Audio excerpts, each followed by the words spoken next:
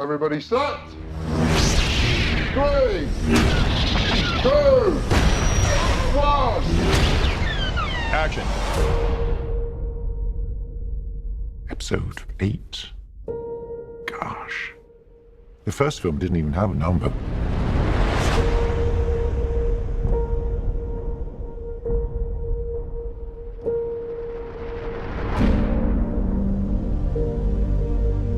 Ryan has written a story that's unexpected but right.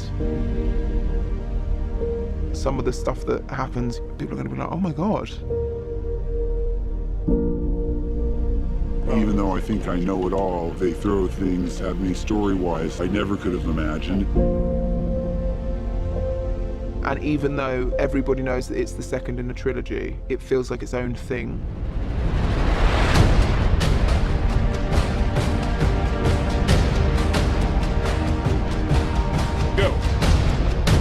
Star Wars is so cool because there's all these creatures and all these amazing visual effects.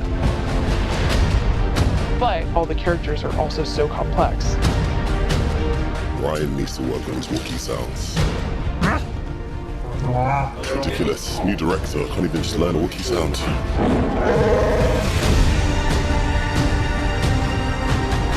It feels like the storylines are becoming more established.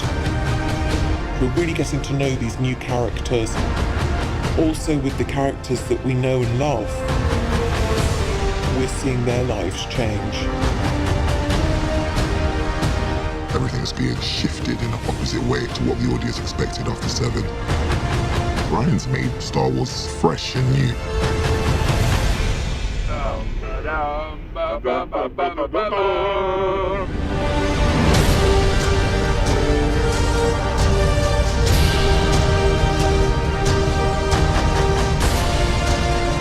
I'm hoping it'll be a little shocking, but I'm hoping it'll feel real and honest. It's our most ancient story of good against evil,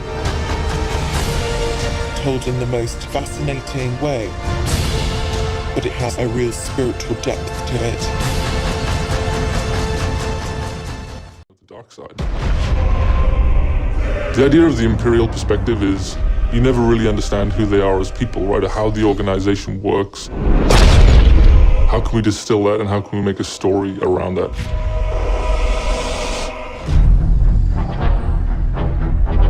The story of Battlefront 2 is absolutely an essential story. What happened after Return of the Jedi? What happened to the galaxy? What happened to the Empire without an emperor? What it might feel like to be in this galaxy as it starts to break apart. What's really exciting about this story is that we're going to see it from the point of view of a character like Iden. So we're going to see it from this Imperial point of view. Inferno Squad is a Black Ops team that most people don't even know exist. We weren't expecting special forces. We happen to be on Endor when the second Death Star explodes. Iden is presented with an extreme challenge, the destruction of the Death Star 2 and the death of the Emperor. What sort of choices would somebody in that situation have to make about who they are and what the galaxy was going to become? And it's interesting, does that mean, now that the Empire's fallen, that they're the underdogs? Iden is a tried and true Imperial. She's somebody who grew up on a planet called Vardos. She was very quickly put into a military camp for children. She has spent her whole life building up to this moment to be commander of Inferno Squad. Moff Raiders informed the Admiral that Operation Cinder could proceed as planned. Hask is the most zealous of them all, I would say. He's the most interested and invested in how far the Empire is willing to go. He was an orphan, so he needed something to latch onto. Empire is peace and justice and order. Even when people are faltering around him, he pushes forward and says, no, the Empire is the way. I'm picking up distress calls, too many to count. Del has seen more of the galaxy than most people in the Empire. He actually grew up on Coruscant during the time of the Jedi. He brings a lot of humor. Him and Iden have a bit of a banter, have a bit of a laugh. Family is a really important element in Star Wars, and one of the things that we wanted to make sure we captured is the dynamic between Garrick Versio and his daughter Iden Versio. This is the catalyst for Iden, where she learns the future of the Empire and she's elevated to a point by her father. Your next assignments, they are unusual. She's my daughter. She's all I have.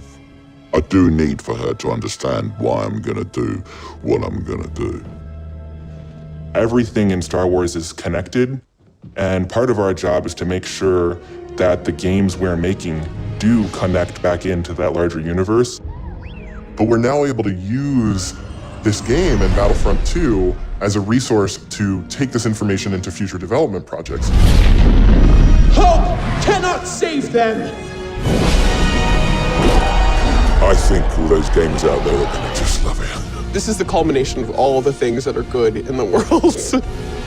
Video games, Star Wars, and a team of people that are willing to take the time to do the work. We have to take risks, we have to be bold, we have to push everyone's boundaries and leave a good footprint behind.